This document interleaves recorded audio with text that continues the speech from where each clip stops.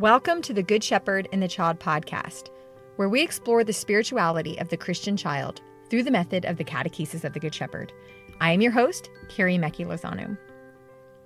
Today, Cathy Johanni joins us back on the podcast, and she does a really beautiful job of exploring that question of what to do when things don't seem to be working in the atrium.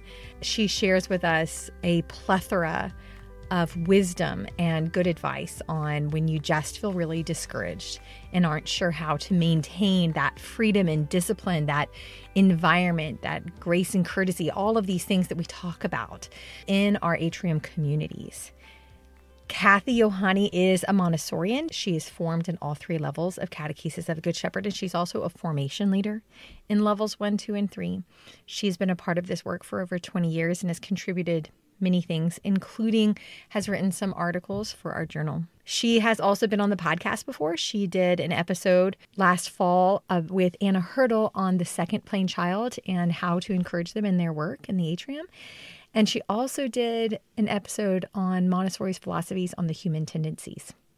I hope you enjoy. Cathy Johanni, welcome back to the Good Shepherd and the Child podcast. Oh, Carrie, I'm really happy to be here. I love talking to you. You are just such a huge source of wisdom. You have so much years of experience with the children, and you have such a huge heart for the child, and that comes out in how that you speak about them. And so I'm really excited to sit at your feet and just learn some more from you. So thank you so much for your yes. Oh, it's my pleasure. My pleasure, Carrie. I appreciate all that this podcast offers to so many people, and it's just such a privilege to be able to chat with you again. So this whole season 5 so far, we've kind of been circling around this theme of freedom and responsibility. And I don't know if it's just a sensitivity in my personal growth at the moment, or if it's just where we are in this work. I don't know, but I'm loving this subject, and I'm excited for this conversation with you today because I think that this is a sentiment that a lot of both parents and catechists feel often. So you're trying to, be the catechesis of the Good Shepherd, right? You're like trying to embody what we are taught in our formation. We don't do timeouts. We don't do our typical tools that we all probably experienced growing up. So then what do we do? And so a lot of times I think we feel like we're failing, and we've tried the few things that we do know. So I'm hoping that this series will kind of give some tools to everybody, but I really want to explore with you, what can we try? What can we do when we have that feeling that we are failing? Yeah. No, I so agree, Carrie. It's an important topic. As a formation leader, I hear back from people all the time. It's not like it was in formation, Yes. We try our very best. We do everything we learned in formation. We read and we reread our core texts. And then one year or one session, it just is not going according to plan. I experienced this myself. I've had some particular challenges this year in a number of my atrium sessions. I work both in a Catholic school and in an after-school parish program for children who go to public school or who are homeschooled.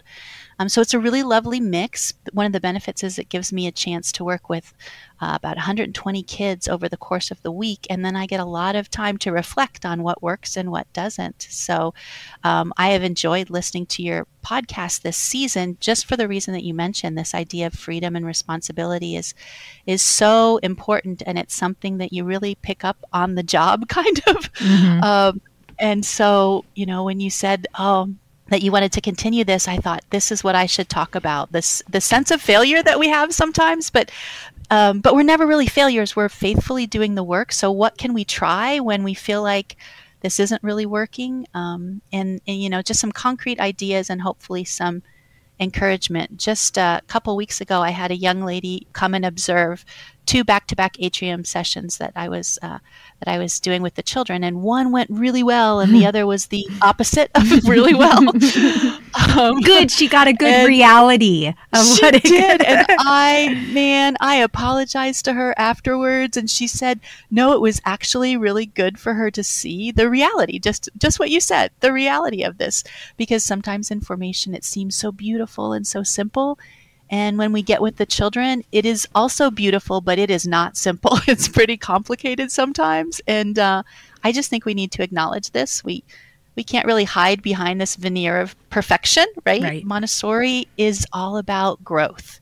And the Christian life is about growth and transformation, right? The mustard seed. So we're collaborating with our loving Father, and we need not be dismayed that we haven't reached the end yet. We just need to keep plugging along. So, yeah.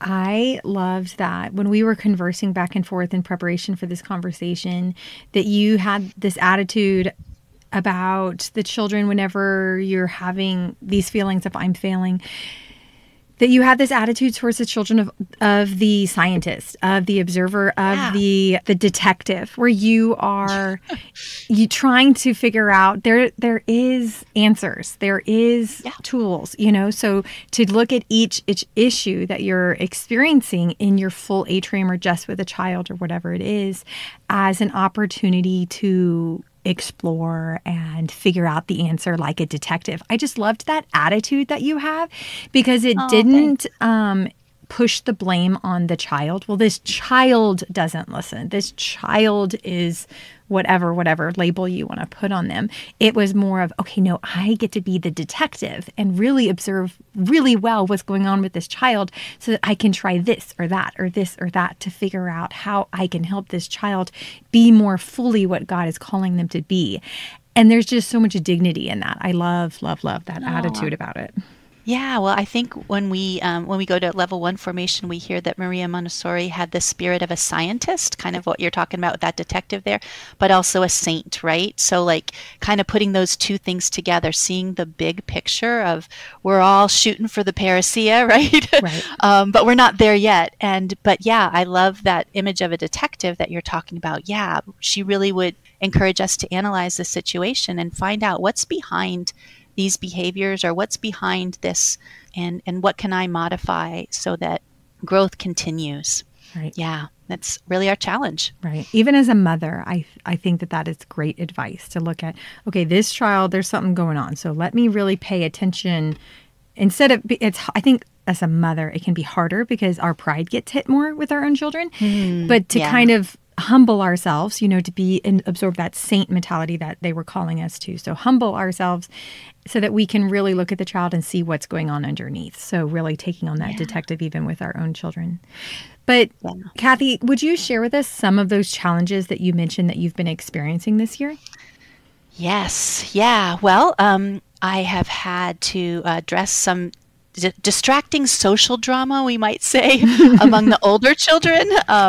That's been a big deal this year, helping children who struggle with attention, either distracting others away from their attention, or just, kind of being off in la la land.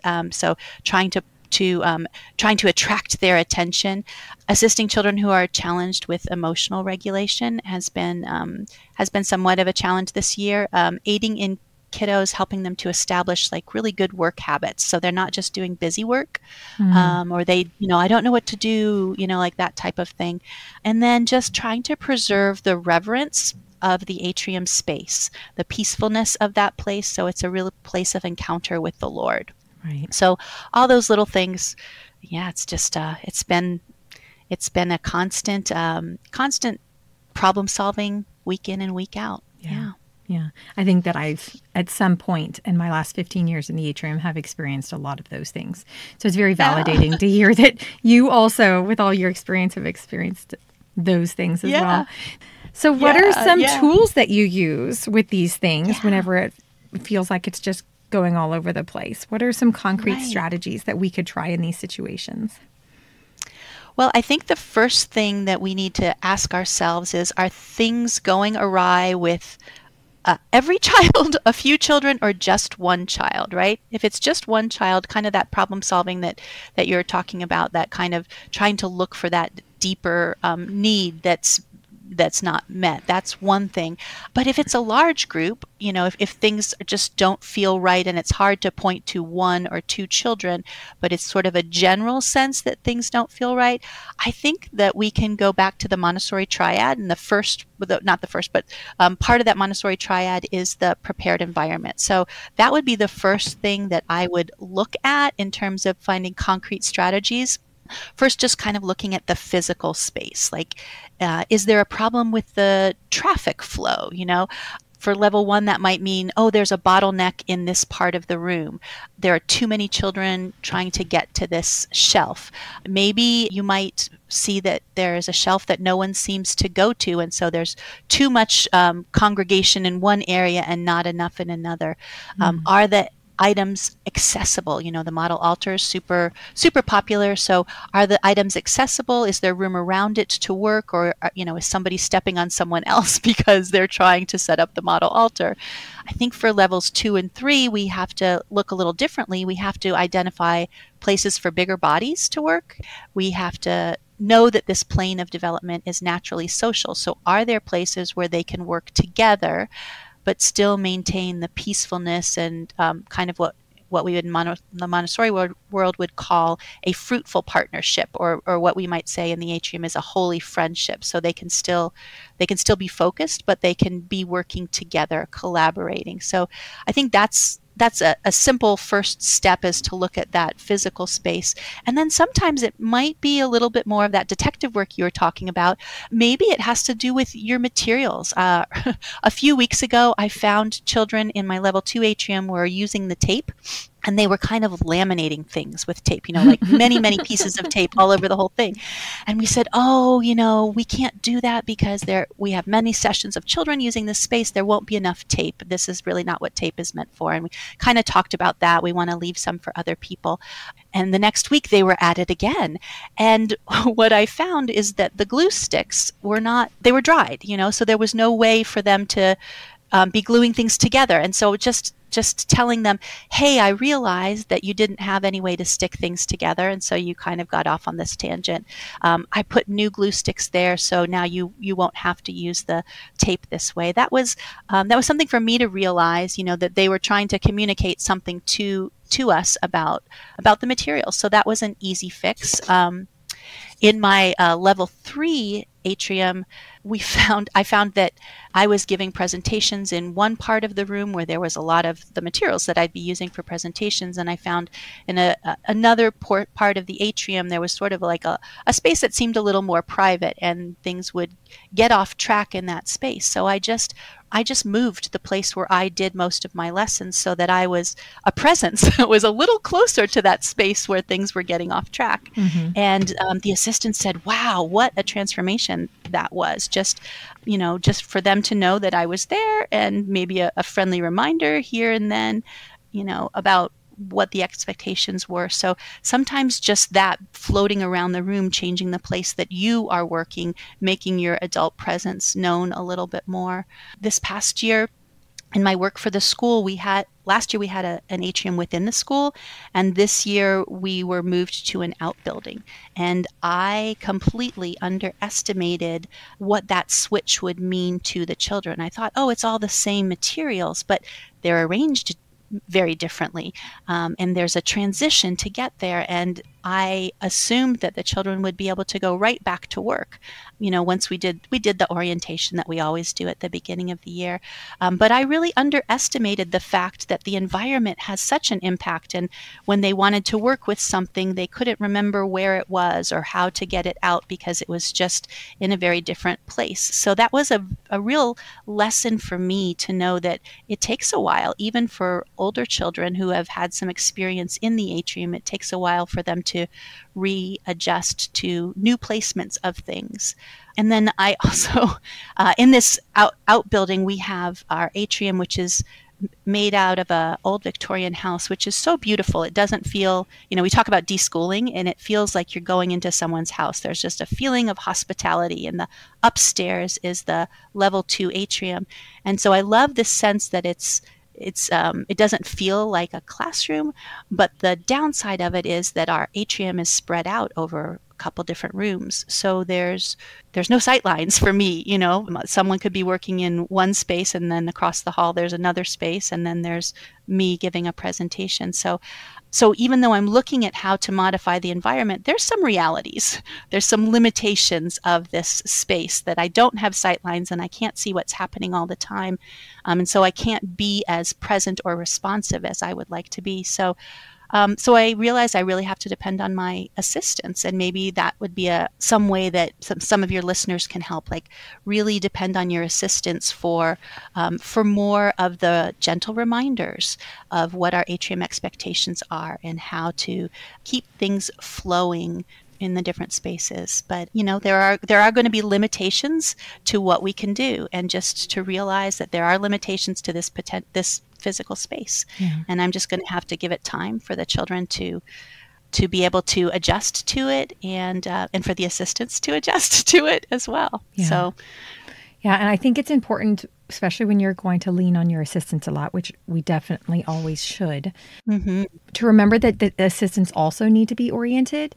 If they haven't done any formation, I think and this can get uncomfortable because it's an adult to an adult. So sometimes we get uncomfortable with that. It's easier for us to, orient a children into the space. How do we walk? How do we talk? All of that. But to explain to another adult the ways of the atrium can sometimes be uncomfortable. But I've noticed in my years that when I don't do that, it changes the whole environment, because the assistant doesn't know fully what their role is. Yes. And when they should intervene, in what situations, how to intervene. And I think one thing to remember is to make sure that you don't put too many children in a space, because like you're saying, they get on top of each other, they step on each other's work. That friction of too many people in however big of a space you have can affect the dynamics of the ways of the atrium. How peaceful the atrium is can very much be affected by that number compared to the size of your atrium. Definitely. Yes. Yeah, no, that's so true. So true. And I love what you said about the assistants. The assistants, God bless them, they are giving generously of their time, whether they're formed in CGS or not. So yeah, I think we want to set them up for success, just the way we want to set the children up for success. So that's great advice there, Carrie. Yeah. Something else about the environment, it's not just the physical space, but there's sort of a temporal space. There's sort of the time frame, not just the physical space, but the time frame. And that's something that I really learned this year too, that just thinking about the time that you have with them. I mentioned that we're in an outbuilding, so there are these transitions that now I'm managing. I may be picking up the children from the playground where they've been doing lots of very loud and exuberant play, and I have a limited time with them, and I have to get them to the atrium and bring them down somehow, bring them into a more peaceful way of being. And in years past too, even when you're within a school building or something, there's always a transition to manage with children. And how do we do that in such a way that we minimize that transition time so we can maximize their work time in the atrium? Sometimes it probably looks really funny, but as I'm taking them off the playground, I might be singing and doing hand motions or something for a song.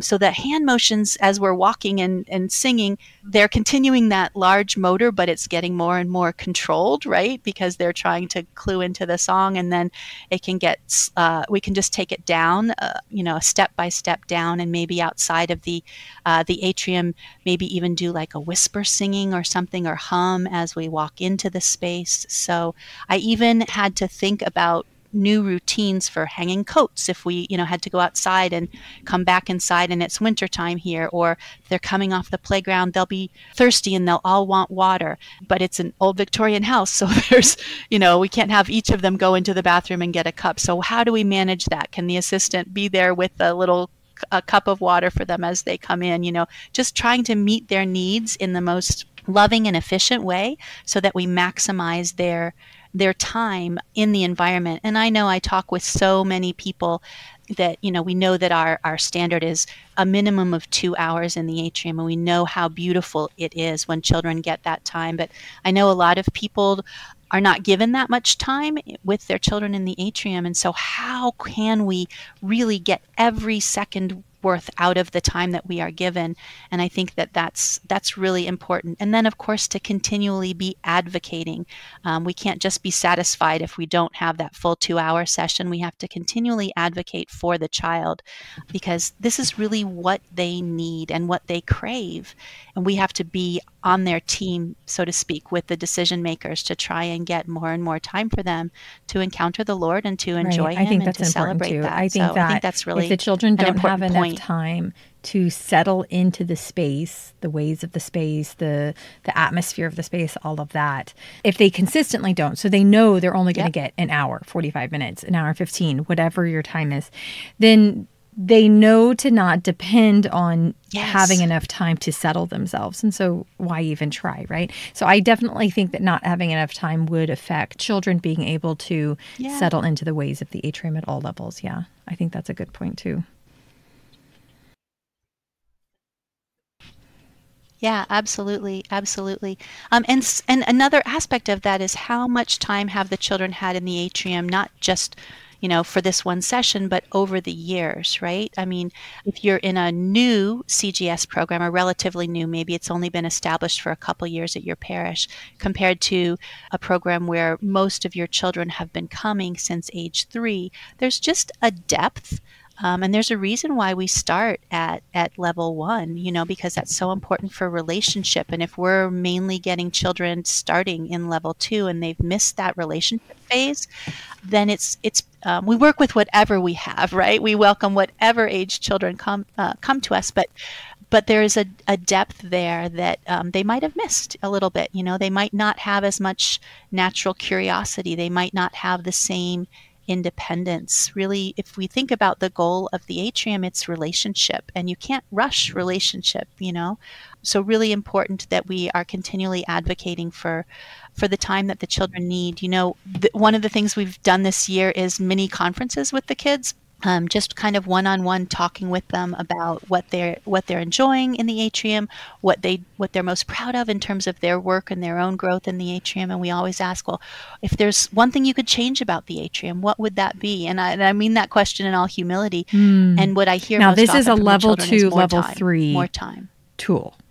Yes. Okay. Just want to clarify. Yep. Yes, that's in level 2. Yes. Yeah. Thank you for that clarification. Yeah. But that's what those kids at that age are articulating, that they would like more time to enjoy the freedom of the atrium. So I think that's beautiful, and we should do what we can to give that to them. So the environment has that physical aspect and that temporal aspect, but also there's a social aspect to the environment.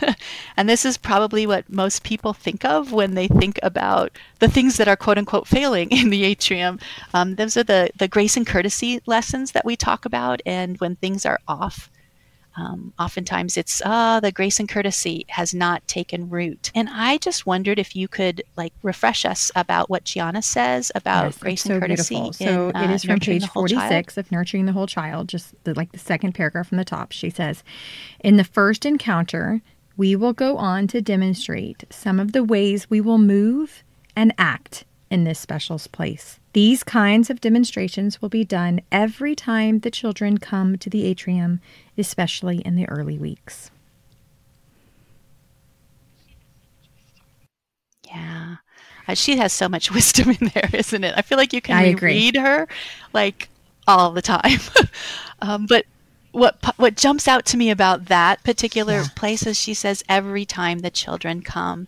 And, so just to give ourselves that grace that we may have to be repeating this over and over again as the children come until it becomes just part of their atrium expectations. So, what does that look like at level 1? This is what you saw in formation with the movement exercises or the exercises of grace and courtesy. And I think the way of being in the atrium is just really countercultural. And so it can take a while for the children to become attuned to it. I think my go-tos in terms of grace and courtesy are quiet voices and quiet feet.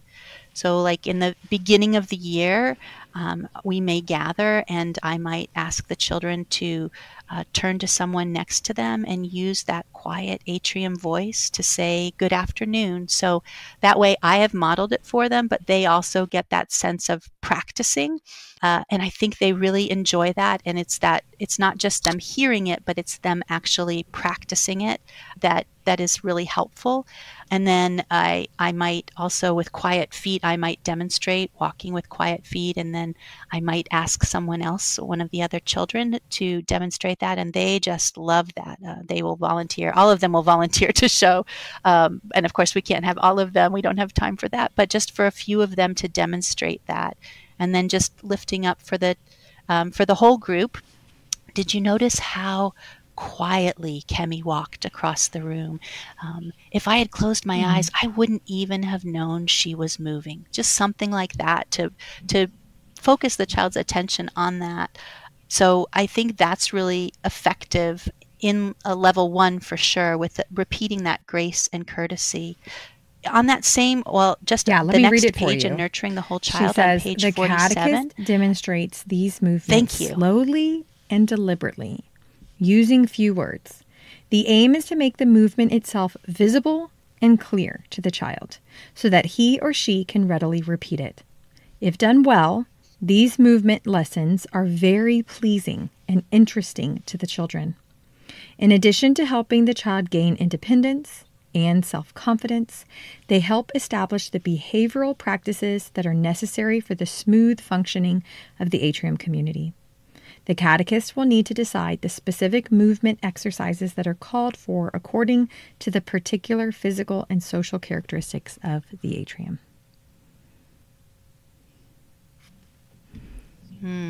Yeah. So one of the things that jumps out to me about what you just read is that these movement lessons are very pleasing to the children. And we do see that at level 1, that we're just making it into something very beautiful to be able to walk quietly or to be able to speak with a very gentle voice. And I love that she mentions independence and self-confidence, because it's not just a method of what we might say is classroom control, right? Even though we're not in a classroom, but it's not a adult controlling, it's bringing this beautiful ability out of the child. And it does help to establish these behavioral practices that will make the atrium a smooth functioning community for sure. But this is also fulfilling a need in the child. So I think that's really important that she highlights that. And she says the catechist will need to decide the specific movement exercises. And I think that also calls me to think about the freedom I have to create further grace and courtesy lessons according to these same principles as the need arrives. And I think the key is to read the room. If you do the same exact grace and courtesy lesson every single week, you're going to eventually get protests from the children if you're doing the same exact thing. Okay, who wants to show us how we walk? You have to do it quite often, but how often you need to do it or how many repetitions, you really have to read the room, because she talks about facilitating an orderly expansion of the small child's activity. And that means there should be some progress happening. You should be able to refine what you're asking of them. So for example, say you've practiced using soft voices. One day you might say, I know that you already understand how to use a soft voice in the atrium. Today, I would like you to show you how to use not just a soft voice, but a kind voice. And then maybe you get up and you demonstrate saying, excuse me, or thank you.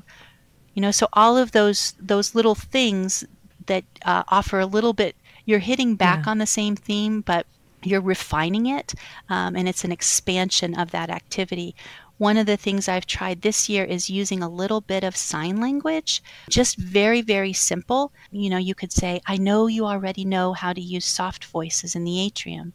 Today, I would like to show you how to kindly remind a friend to use a soft voice. And then you show them the sign. And then, did I give any noise when I made that reminder? No. Would you like to try it? And they will all want to copy you because this is a very imitative plane of development, right? They want to try and do that themselves. So I think very few hand signals might be a helpful thing, but this is a kind of an expansion. We went from quiet voices to kind voices to reminding our friends without even using our voice. So those are kind of ways that we can, there's really an art, I think, to figuring out what to present when and how we can offer that to the young children. It takes observation of you really paying attention. Like the thing that came to my mind was some of the kids in your atrium are putting their work tables down more aggressively. So you observe that and okay, let's do the grace and courtesy lesson of how we are going to set the tables down in a way that you can't even hear them make a sound. So you observe that need in your atrium and you either find or develop the grace and courtesy lesson to meet that need.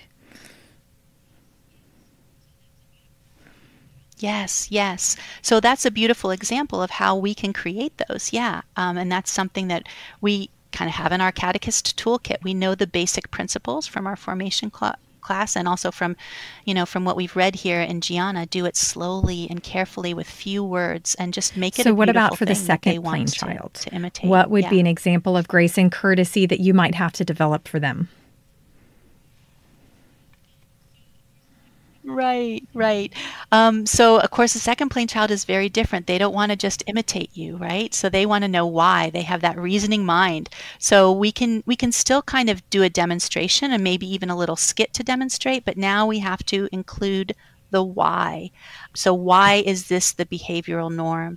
So, for example, I might set up a little workspace as if I'm doing art, like a hard board that I would use on the floor and some colored pencils rolling around and maybe a whole stack of paper and an entire cup of scissors. So I've done a bad job of setting up my workspace, right? And then I would say to the children, you might be noticing some things here that could be better. Can you tell me a way to fix this? And all the hands will go up. Oh, I want, and they will just delight in giving you all the corrections each time. In fact, they will probably find things you didn't think of that you could make better. But that's kind of this plain child. They love to kind of be the critic almost, and they love to say why this could be fixed or what could be fixed. And then after that conversation, you could invite one child to actually fix the situation and show. So the last image in their mind is of an orderly workspace. And then even maybe a few weeks later, if the problem is still continuing, you might say, hey, I've noticed there's some pencils on the floor again. I wonder if there's someone here who could draw a little poster for us of what an orderly workspace looks like. And then a child might do that and you might tape it up near the art materials or something like that. But again, they're taking ownership of it and they're understanding the why and they're continuing to process that. So I'd say grace and courtesy at this age is a little bit more conversational and participatory. It's including the why. And again, there's got to be repetition with variety because they do need that repetition. I would say that at this, in level 2 and 3, there are social dynamics that we really sometimes need to address in grace and courtesy lessons. We know that they're more collaborative, and so this is really where how to work in groups comes in. This year we've done some grace and courtesy lessons where the children will see me and my assistant will be acting out loud, be very bossy, and the children will be scandalized by that. Or I'll be really negative. She'll say, well, why don't we do this? Oh, that'll never work. Or that's a bad idea. And the children will they'll just gasp, and then they will delight to be critical of however I behaved in that skit. But again, it facilitates a little conversation with them, and it helps them to see what that behavior looks like and what it could be prompting in someone who's on the receiving end of that. Of course, we also do a community agreement, and I think this has been mentioned previously in your podcast, how nice it is to come up with the community norms. What would you like your atrium to be like, and what are we going to agree to get us to that place? And then I found about halfway through the year, we've got to revisit that. And I'll say, could we have a small committee of people? We did this with level 3 and level 2. Is there a small committee of people who can rewrite this? We have such a long list here. Could we shorten it up? given what we've seen in the atrium now, and then they would present it back to the community. So that kind of revisiting and revising is really good. I like to have time at the end of our atrium session for the children to, for me to ask that question: how did we do today? Did we use our freedom well? Did we live our freedom in the atrium the way we wanted to? And the children will kind of, as a group, kind of self-assess. Oh, it was really quiet today, or oh, I felt really distracted towards the end because someone was being loud. So again, that's not teacher-led. That's me asking for the children's opinions. So yeah, and every once in a while I have to do a reset. If things get particularly wonky, we just say, hey, we're going to do a reset. We're going to start outside the atrium. And just, you remember in the very beginning of the year how we did a walk through the atrium and we were quiet and we thought about why we came here. We're gonna do that again. We're gonna do a reset. And I just hope that today's session is going to be so very peaceful for you. So that can be a help sometimes. I've even invited children to be observers. We have our observation chair, and I put another chair next to it with a tiny little clipboard. And oh, Carrie, that is so funny.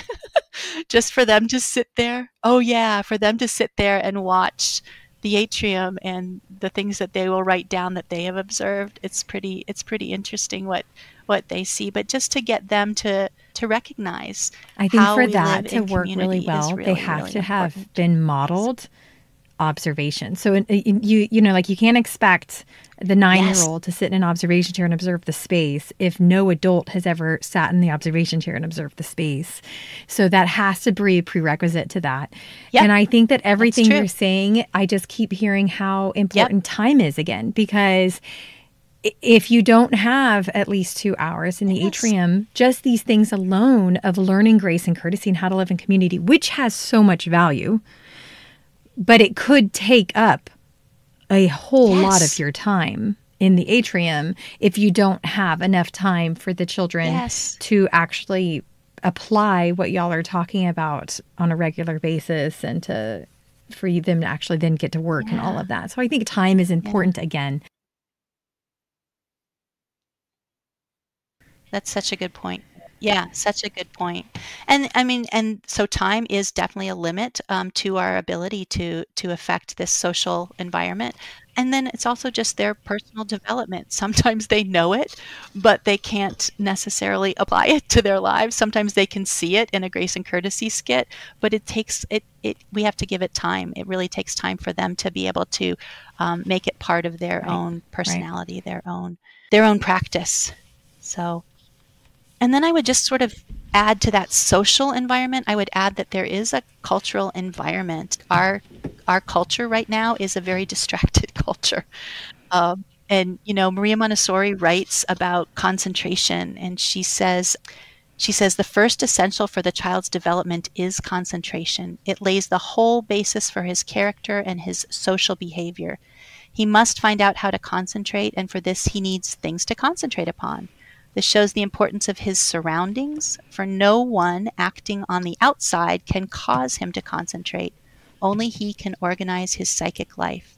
None of it can do us for him. Indeed, it's just here that the importance of our schools, this is Montessori writing, really lies. They are places where the child can find the kind of work that permits him to do this. And that's from The Absorbent Mind. And I think our world has has scattered our concentration so much that even if we try to make our atrium into an oasis where children can concentrate and really encounter the Lord who loves them, it's still a challenge. We know that in level 1, we have these short lessons and we try and build up so that they can increase their powers of concentration. But in level 2, I think as children have more and more screen time, maybe I'm seeing just a really diminished capacity to sustain attention. So I've been experimenting with different groups of children that I try and bring together for presentations.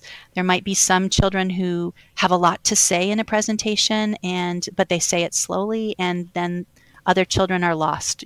They've moved on in their brains by the time that child gets it out. So maybe I put some children who are deep thinkers and have a lot to say in one group together, so that they can continue to listen to each other, and then shorter presentations for those children who are still building their capacity to think and sustain their pondering. So yeah, so those are some things that I do sometimes within a presentation. During work time, sometimes just a soft humming an atrium song during independent work time helps the noise level to go down and the children focus a little bit more.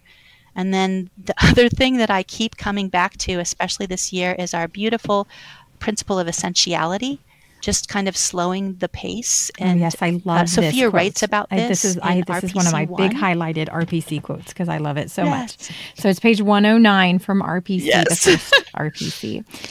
She says, first of all, what the adult should not do. We should not give too many things. We should not offer too many stimuli.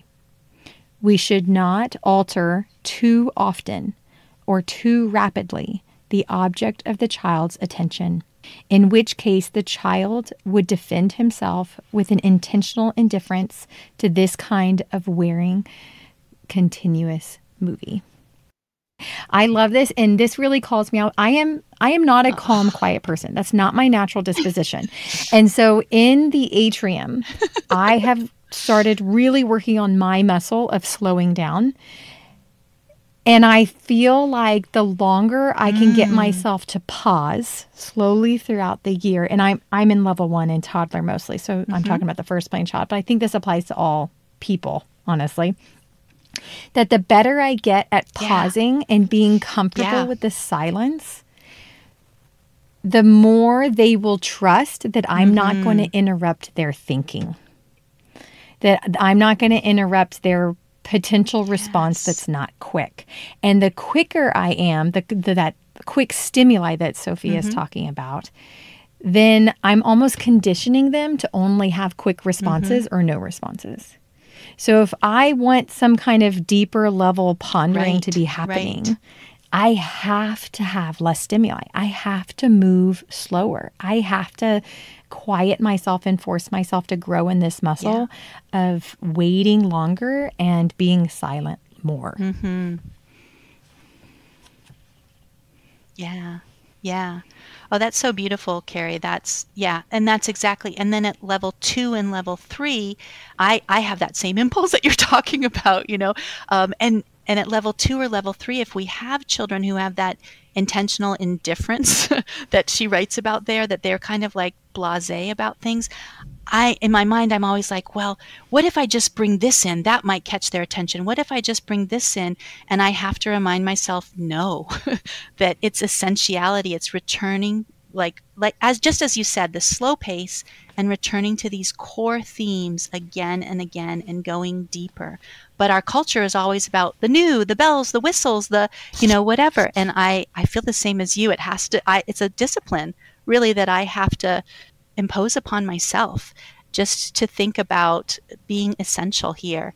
And I know in our 32 points, point number 7 speaks about the essentiality and just slowing ourselves down, not too much food, not too much of this rich food that we're giving them, but just going deeper and really enjoying it. And I think that that's really important point. And sometimes we have to plan extra time, I gave a presentation, but clearly they were done before we got to what I wanted them to get out of it. And so I'll just mark that we're going to revisit that at some point. I'll just make a note to myself that we can go deeper with this, but this is enough for them for now. And I think being aware too, and you were kind of hinting at this before, that we get 2 hours a week out of 168 hours. So it's going to take us some time.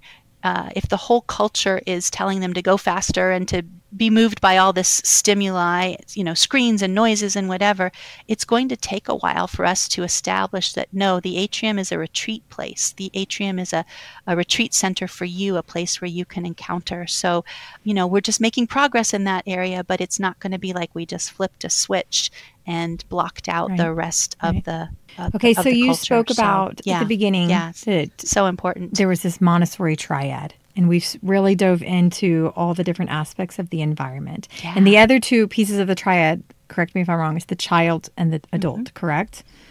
So then how can we look at those two Yep, in that's a it. response to these moments where we feel like we're very frustrated, we don't know what to do? Yeah. Well, I mean, the child that walks through our door is the child we've been gifted with, right? So understanding the developmental aspects of the children, which we get from our formation, and even going deeper into that. And I know you've had other people who've spoken about positive discipline and sort of how that approach gets to the unmet needs of the child. But I think just trying to understand where each individual child is coming from is really important. I think for the adult aspect of the Montessori triad, that's our role, and I think we have to have appropriate but high expectations. When my observer was observing a couple weeks ago, she said, "I kept hearing you say to the children, I believe in you. I believe you can do this," and so that kind of attitude that I am expecting to see something. I'm not imposing my expectations on you, but I am just so hopeful for you. And I believe there's more within you that you are going to develop and construct. So I think that's important for us, not to give up on them, not to say, oh, well, we're just going to get through it and, whatever, but just to know each session, I believe you can do this. I think this is going to be a beautiful time together. And then as adults, we have to really create a culture of work. So, at the end of our presentations, we might say, if you wanted to think about this some more, what work could you do? And just sort of brainstorm with the children, how could you continue this pondering that we've done? I know with my level 3 children, we do use prayer journals, and in the back of their prayer journals, they keep a list of work that they would like to do, and nobody's list is going to look the same as anyone else's, but that's a great way for them to say, I think in the future I want to come back and work with this material, or I have an idea for making a poster that's going to use these inventions from the plan of God, or whatever. It's very individual, but it's there for them in the future. To create a culture of work, we also have to be constantly talking about freedom and responsibility, and whether we're using our freedom well, and why we have work time. At level 2 and 3, you can have those conversations, not so much at level 1, but just to know that our work time is really time to grow close to Jesus. Sometimes I can suggest ideas to children that are specific because I know something about the child, so that's kind of important. And it's always a suggestion. Oftentimes they won't take your suggestion, but it will inspire them to do something slightly different. Sometimes it's just as easy as bringing in a new raw material. I brought in some of that 4-inch burlap ribbon, and I just presented it to someone and said, I'm wondering if you could make a timeline out of this. Oh, yes, I could make a timeline out of it. Do you have thread that I could use? Just something like that just very open-ended. They could say no, but just something like that could inspire. Scaffolding work choices, well, if they don't know what to do, I've got this suggestion, or tell me what your suggestion is. So just kind of giving them a little bit of extra help there, maybe pairing up 2 children. Hey, would you be willing to work with so-and-so on this presentation?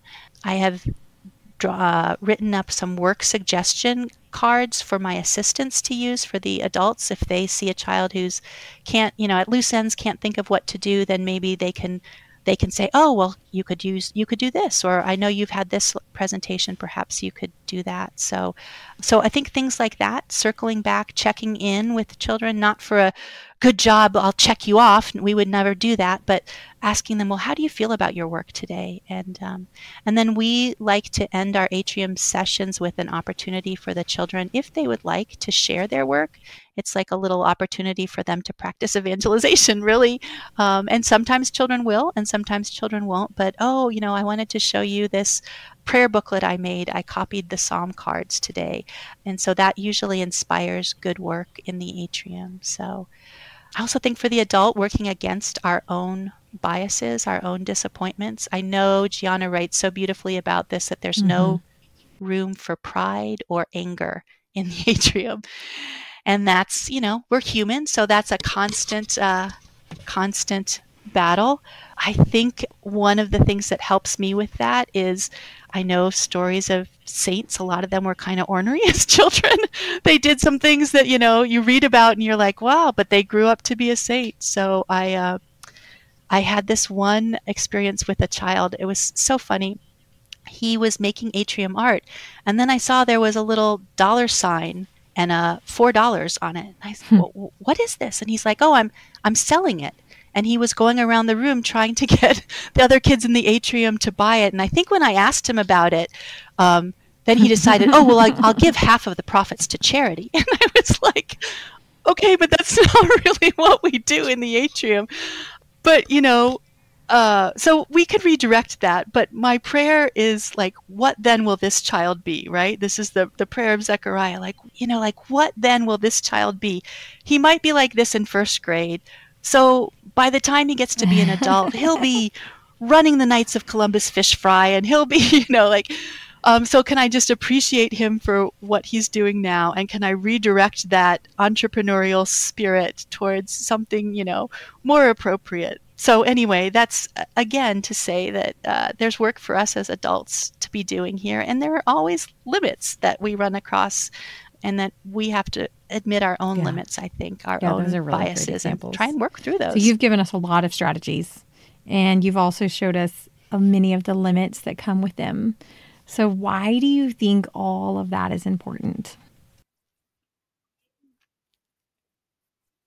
Yeah, I really think it's important for us to know that there is a context for the work that we're doing, and there are limitations. We should orient ourselves to the reality that this is a beautiful method, but CGS is not just religious instruction, it's Christian living, right? And so that makes the atrium kind of a little laboratory where children can experiment and can practice a way of life that's beautifully connected to Jesus, our Good Shepherd, but also to his flock, the church, the community, right? So there's going to be missteps along that way, because we're people, we're humans, and we're an imperfect church. Mm-hmm. We're not going to find perfection this side of parousia. So that's the reality, and we can't let it result in discouragement. I mean, there are going to be discouraging days, but we can't give up, right? We don't lessen our efforts. We keep striving to meet the needs of each child, and we hold fast to this vision that was given to us by Maria Montessori, and then the vision of the spiritual child that emerged through the beautiful work of Sophia and Gianna. They've given us these lofty goals, and that continually inspires us to continuous work. So, we can celebrate every little bit of growth that we experience, but not be disheartened by setbacks or even that are just going to happen. I love that. We're not going to find perfection this side of parousia. Or even that idea of what we experienced in formation, which also was not perfection, but that is not what the atrium is going to look like, because it's not supposed to look like that. Now we're dealing with children of all these different ages. So we're not going to experience perfection this side of parousia. I love that. Cathy, thank you so much. This has been amazing. Yeah. Oh, well, thank you. Thanks for the opportunity to share some thoughts and share some failures. Thank you so much. I really appreciate you sharing all of your wisdom with us. Yeah. Oh, my pleasure, Carrie. My pleasure. And thank you so much for the work that you do. It's really bearing fruit. Thank you all for listening to this week's episode of the Good Shepherd in the Child podcast. In our show notes, you will find a link to purchase the book, The Religious Potential of the Child and Nurturing the Whole Child, which Cathy and I reference throughout our conversation. We also have The Religious Potential of the Child available on Audible. I also put a link for you to be able to read the 32 characteristics of the Catechesis of the Good Shepherd. Now, these are the 32 things that kind of define what we are in the Catechesis of the Good Shepherd that Cathy referenced in our conversation as well. So I wanted to put it there in case you wanted to look at that.